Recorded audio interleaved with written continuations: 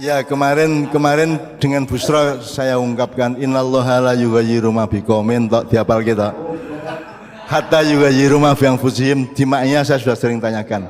Allah tidak akan merubah nasib suatu kaum sebelum kaum itu sendiri merubah nasibnya.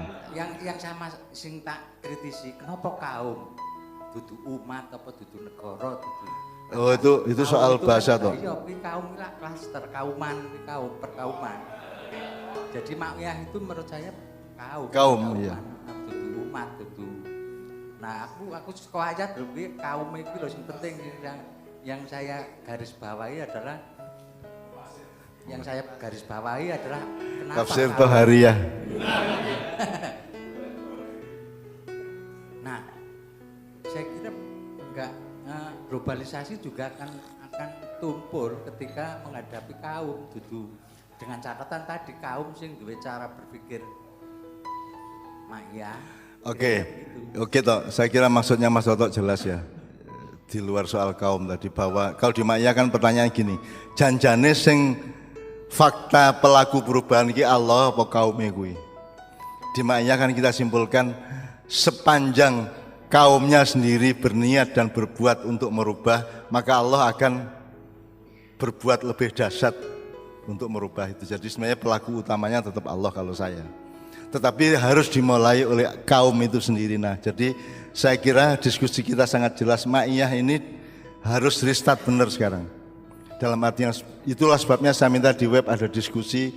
Misalnya diskusi pertama soal restart Ma'iyah ya. Restart Ma'iyah dalam berbagai dimensinya, pemetaannya, strateginya dan seterusnya. Itu yang dimaksud Mas Toto, ayat yang dia hafal ternyata enggak lah.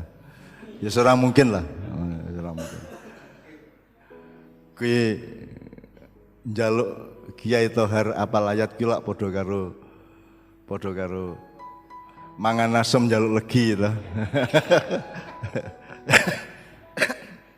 Tapi intinya memang malam ini kita menyepakati insya Allah bahwa kita harus punya kesadaran restart ya, kesadaran respring, kesadaran untuk memulai kembali, mengenalkan kembali.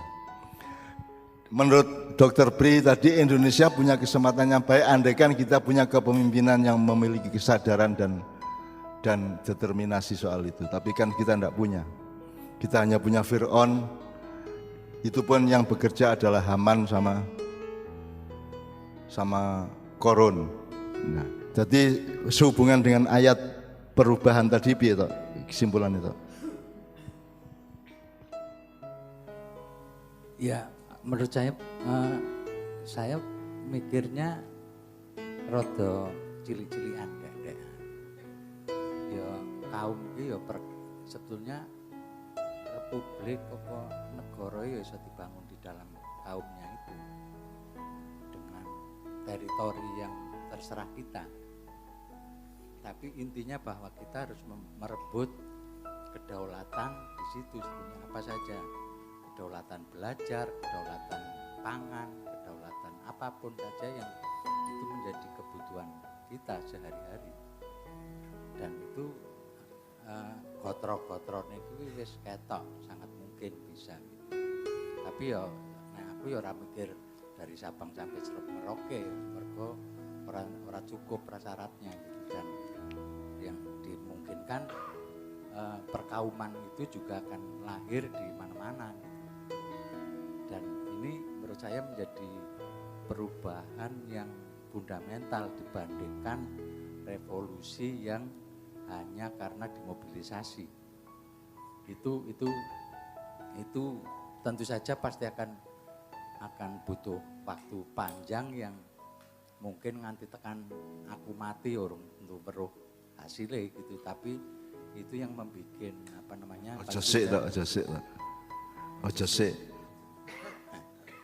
Ya, kira-kira kan ya butuh 50 tahunan ya, tapi saya kira apa sih 50 tahun kan kowe isih 100 tahun.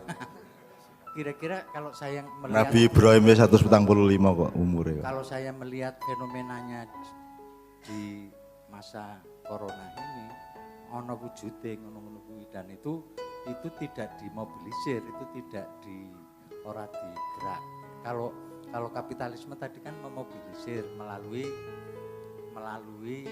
maklar-maklar, jadi iki ora ono sistem ekonomis, yang ada adalah maklar. Nah, masalahnya maklar kuwi ora ming maklar sapi ngono kae, maklar ki ya iso nang pemerintah, iso nang DPR, bisa di mana saja gitu.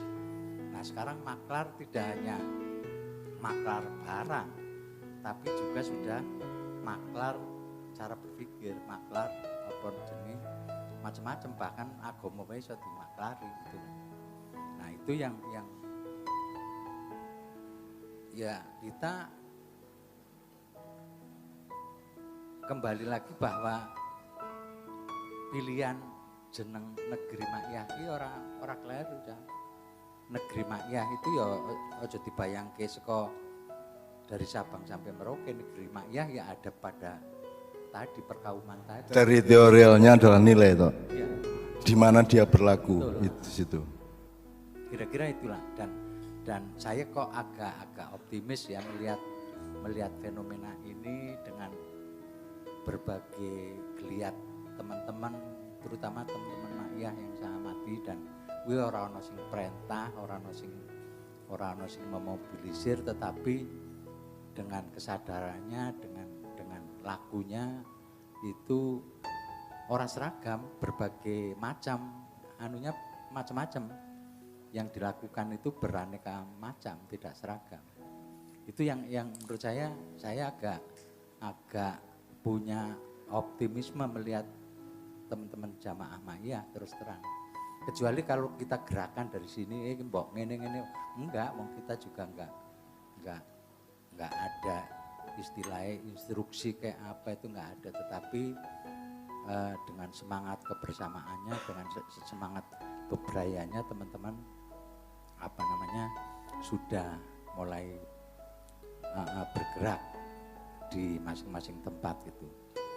Dan saya yakin pada tahap berikutnya juga pasti mulai bersinergi, mulai saling berkorelasi antara yang di tempat satu dengan tempat yang lain. Saya kira itu dulunya. Oke, saya transfer ke Helmi untuk soal diskusi di web itu menyerap sebanyak mungkin pemikiran teman-teman Makyah soal restart. Istilahnya restart ini daripada kita itu di restart oleh dunia, kita harus restart sendiri dan tidak terlalu tergantung kepada restartnya dunia, karena mau tidak mau secara global ini terjadi restarting ekonomi dan peradaban.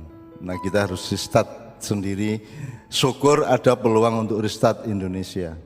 Kalau tidak ya sing jenenge kaum tadi. Jadi malam ini ada tafsir yang memastikan bahwa Makyah itu sebuah kaum.